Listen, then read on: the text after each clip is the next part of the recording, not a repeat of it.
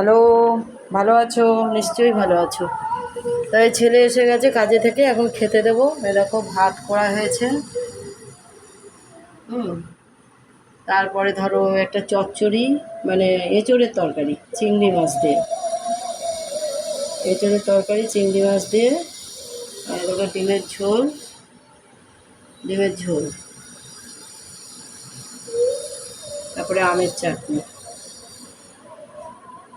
একটু দইও আছে। এগুলো দেখে যদি ভালো লাগে তাহলে লাইক শেয়ার করো, সাবস্ক্রাইব করো।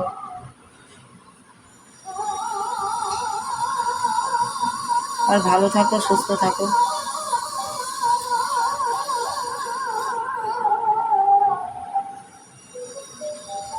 ডিমের ঝোলটা দেখো কীরকম কালারফুল হয়েছে। পাকা লঙ্কা বেটে, জিরে আদা বেটে, 2 কোয়া রসুন দিয়ে, একটা পেঁয়াজ দিয়ে করা হয়েছে। দারুণ কালার এসছে।